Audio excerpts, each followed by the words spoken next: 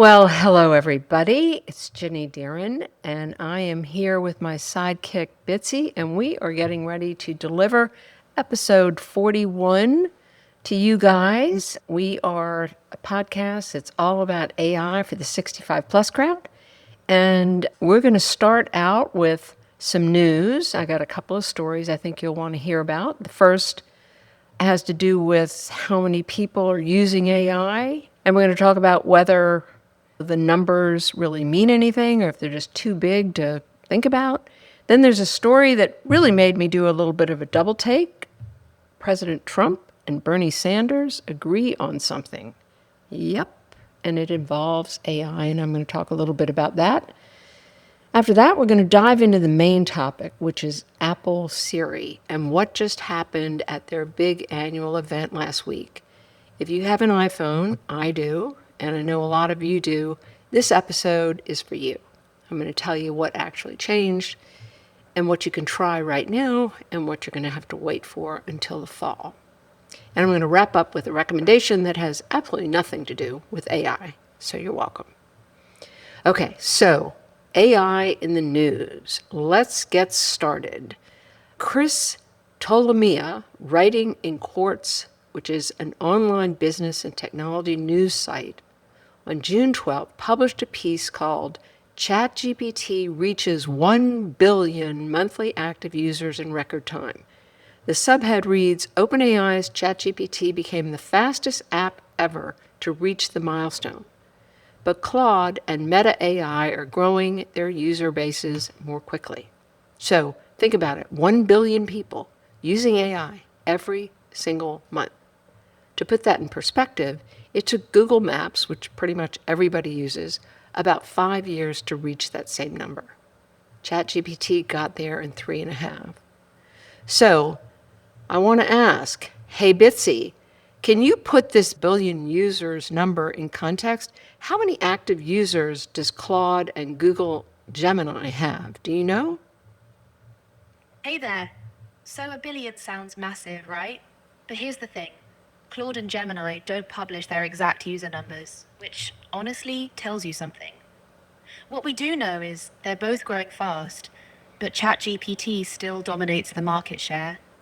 It's less about the raw number and more about what people actually use day to day. Okay, I guess if you're using AI, as I am, we're all part of this story. And if you haven't yet used an AI, a billion people just made a pretty compelling case that it might be worth a look if that many people are using it, or at least tapping into it. So the second story I want to bring up is that Washington wants a piece of the AI companies. So this is a news story that I was, what? I did not see that coming.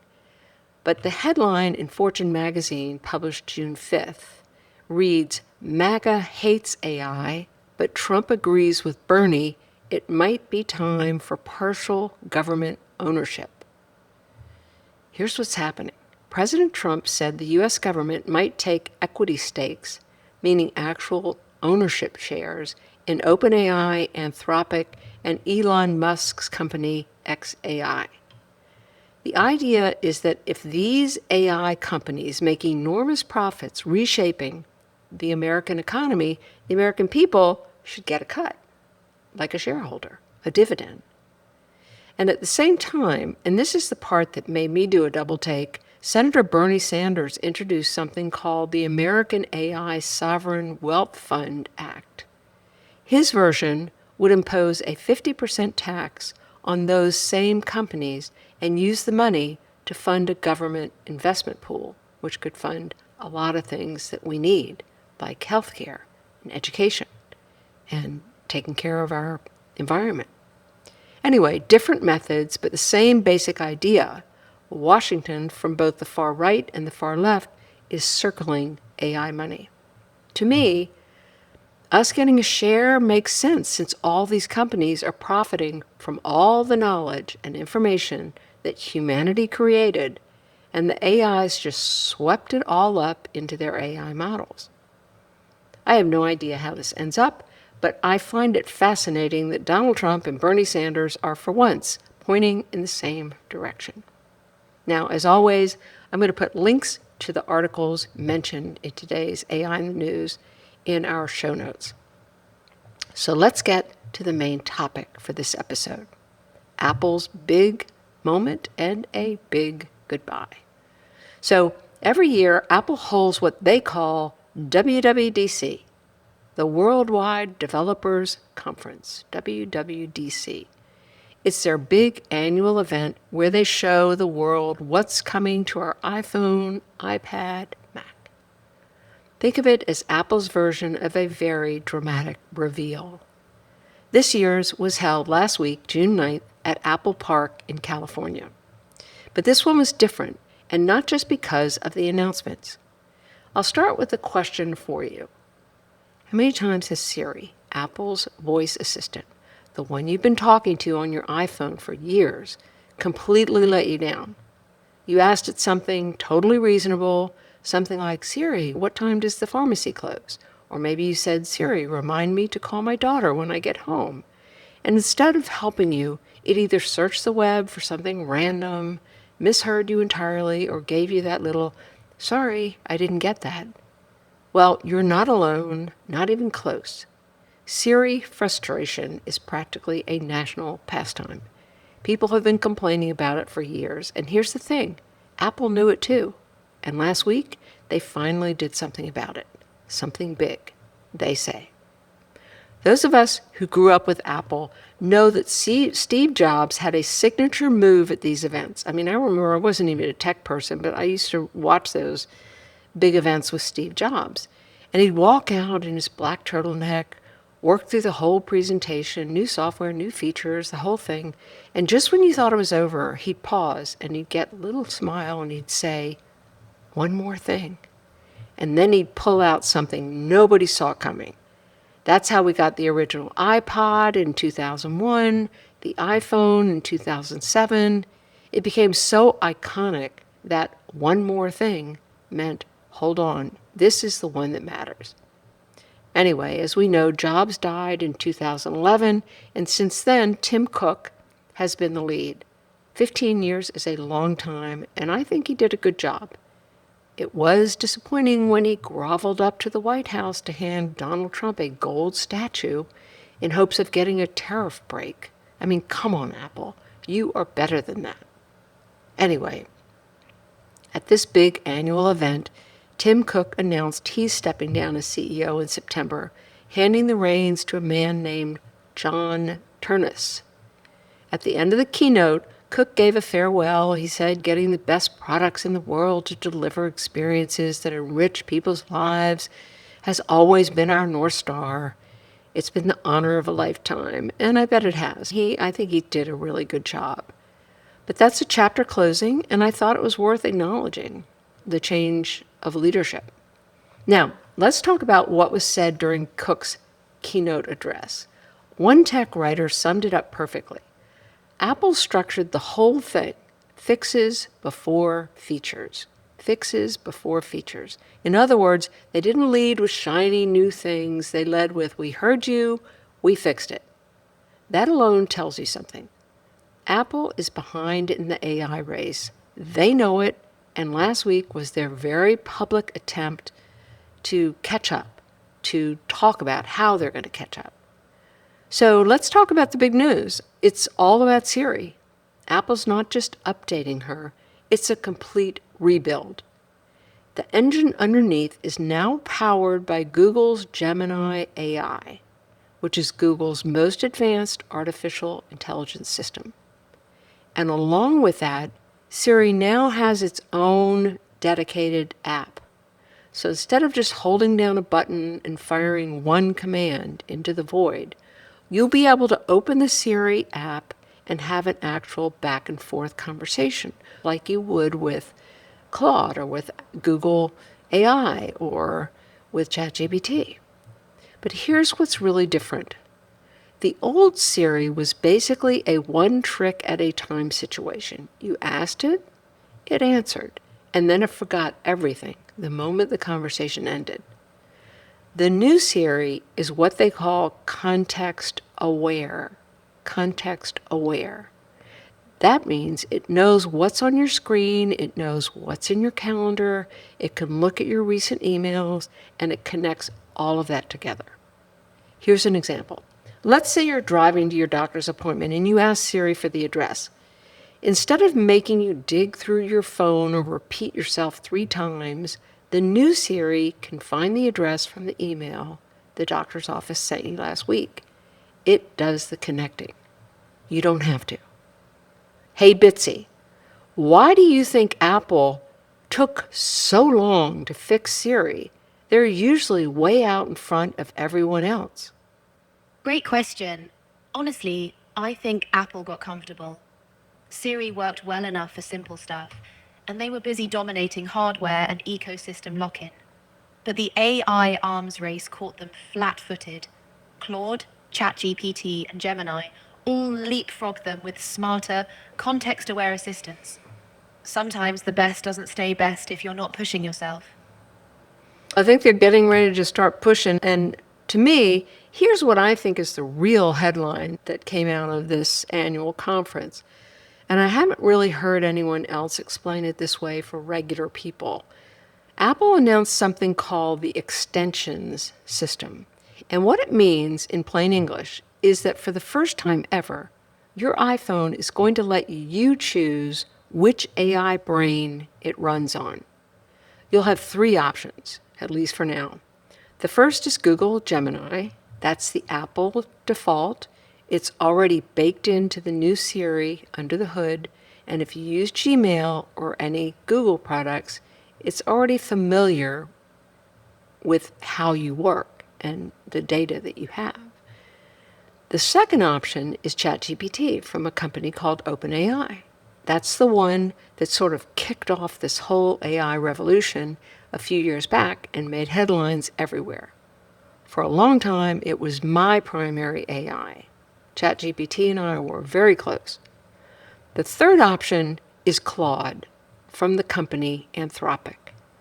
Claude is known for being particularly good at reading and understanding long, complicated documents and having a very natural conversational style. And now it's my primary AI. Now, I'm not here to tell you which AI to pick as your primary. I imagine most everyday users might pick the Apple default, which is Gemini. But I wanted to talk to you about this and why this is such a big deal.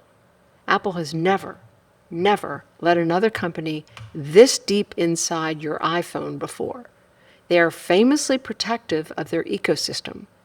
The fact that they're now saying, quote, "We trust you to pick your own AI," is a fundamental shift. It's like the difference between being assigned a doctor and getting to choose one. So we're going to be able to choose, which is great. So, what can you try right now versus what you have to wait for? Now, I know some of you are thinking, all right, this all sounds great, Ginny, but can I actually do anything with this today? Fair question, and let me break it down. Right now, Apple has released what's called a developer's beta of iOS 27. That's a preview version of the software, but it's meant for software developers, not for the rest of us. It's early, it can be buggy, and I would steer clear of it for now. That said, there is something you can do today. You can go to your iPhone settings, scroll down to Apple Intelligence and Siri, and take a look around. Apple has been quietly improving things over the past several months, and you may find features you didn't know were already there. I looked on my phone, and honestly, I didn't see anything new. But you may have more, because you may have a newer iPhone, so give it a look. This summer, probably July, Apple will release what's called a public beta. That's a preview version you can sign up for. It's free. It's more stable than the developer version, but still early software. If you're curious and adventuresome and don't mind the occasional glitch, you can Google Apple Public Beta Program. So Google Apple Public Beta Program and sign up. I'll put the link in the show notes. And then this fall, right around when Apple announces the new iPhone, iOS 27, will come to everyone. Hey, Ginny, this is a massive shift for Apple. They're essentially saying, we built the best phone, now you pick the smartest brain. That's confidence or desperation. Either way, it's good news for us because competition between Gemini, ChatGPT, and Claude means they all have to keep getting better. The real winner here is you. And Apple said that this update is going to be available to every iPhone 11 and newer, and it's going to be available this fall. That's a good thing for all of us. I have an iPhone 15, I think. So, at any rate, if your phone is less than 6 or 7 years old, you're in. We're all in. It's a free update.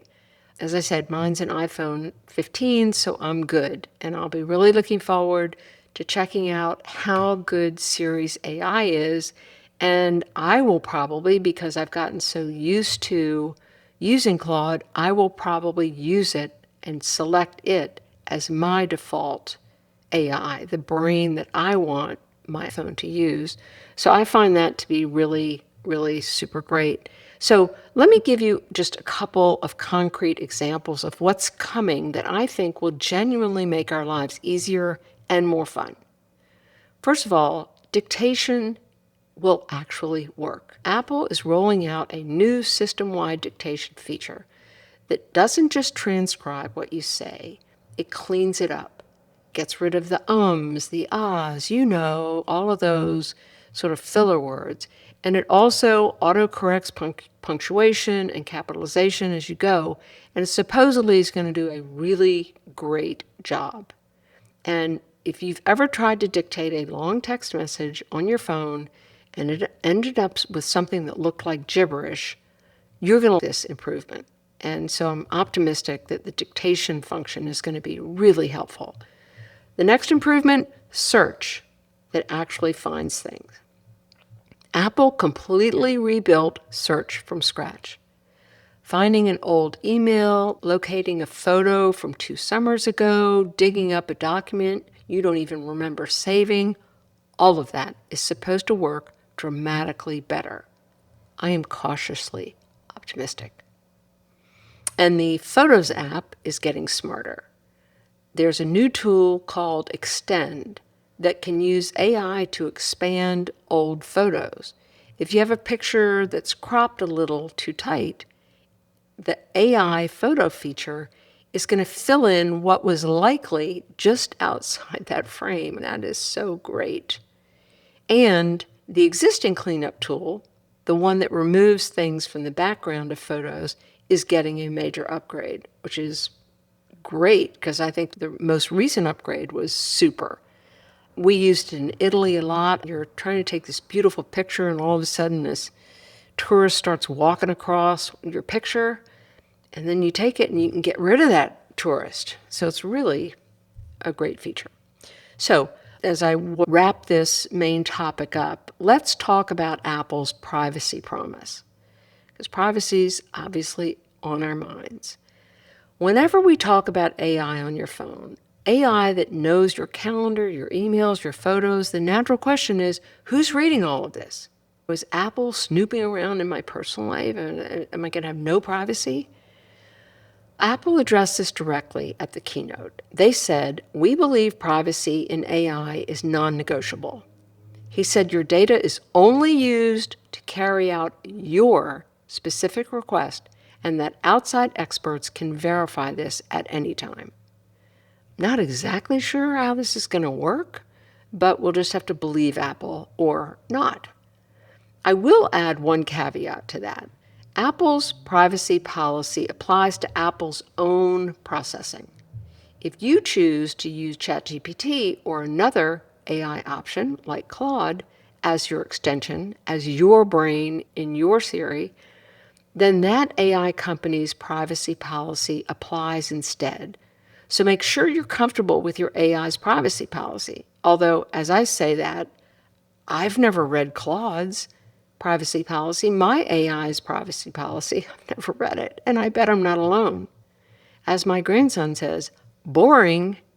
Anyway, hey Bitsy, where does one find their privacy policy? And for Claude, what are the basics and how many pages would I have to read? Most privacy policies are a snooze fest, but here's the quick version. You'd find Claude's at anthropic.com/privacy. The basics are pretty straightforward. Anthropic doesn't train on your conversations, doesn't sell your data, and you can delete chats anytime. As for pages, maybe 3 or 4 of actual readable stuff before your eyes glaze over. All right, that's not too bad. I might be able to force myself to read that, but I have to say I do trust Claude a lot and think he has good ethics. At any rate, time for recommendations. This week's recommendation has absolutely nothing to do with AI, zero, zilch, and that's the point. My recommendation for the week is to watch The Four Seasons on Netflix. It's based on the 1981 Alan Alda movie. I love that guy. And it was the movie that he did by the same name.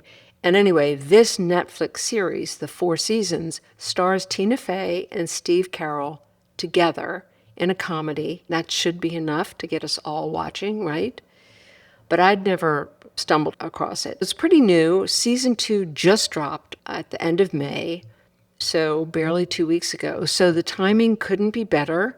It's all about 3 couples who've been vacationing together for years. I mean, they're not the 65-plus crowd, but I don't know, maybe 60. So it's pretty relevant. Anyway, one of them shows up in the spring trip that they take and announces he's getting divorced from someone they all love and have vacationed with forever. And suddenly a friendship that worked perfectly for decades starts to wobble.